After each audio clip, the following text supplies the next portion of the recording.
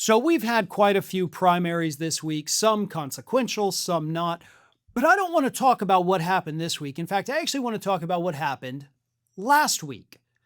Because analysis has now been revealed about last week's primaries in the state of Georgia.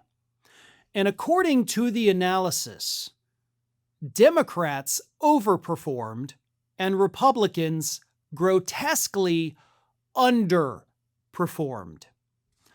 The numbers are as follows. Democrats pulled more than 1 million ballots to Republicans 940,000, or about 52.6% Democrats, 45.4% Republicans. Now, in some areas of Georgia, even Republican voters are allowed to go in and say, hey, I'm actually going to vote in the Democratic primary.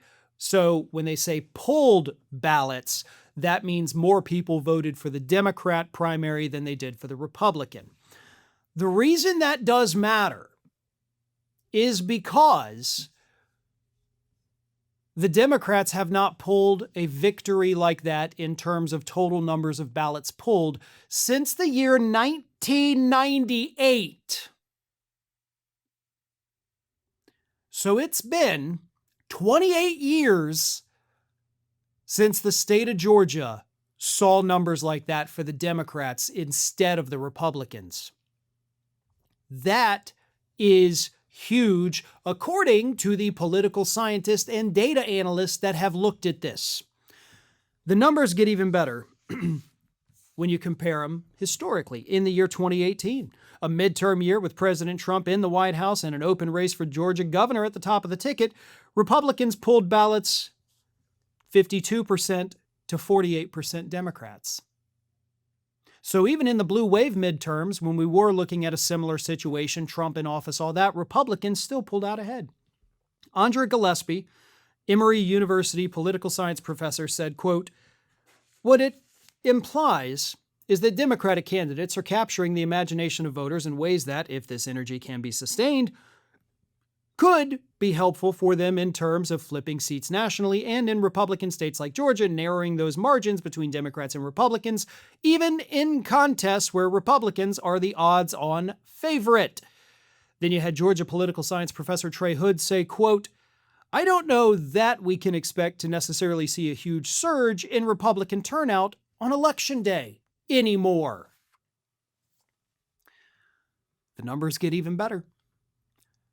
Black voters made up 32% of those who pulled Democratic ballots. 32%.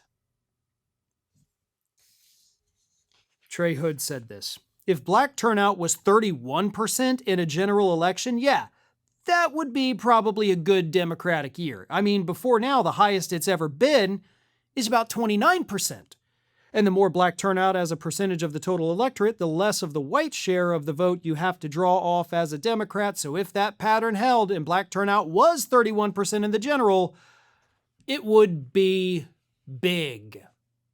So basically what we're saying is, first of all, we're relying on, black voters in Georgia to help save us.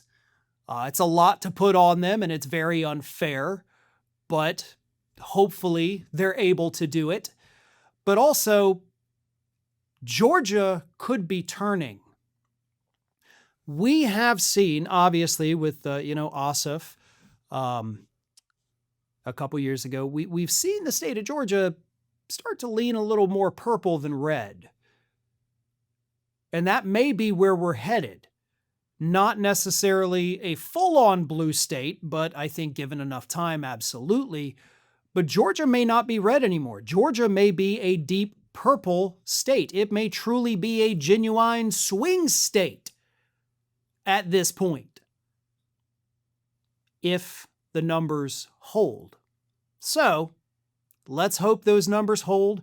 Let's get it to purple, then from purple to blue, baby steps at a time. It may not be the purple or blue state flipping from red that we wanted to see. It's not a Florida or a Texas, but it's something, and that definitely counts. Thanks for watching, and if you are not already subscribed to the channel, please do so, and do not forget to like and comment and share widely among your friends.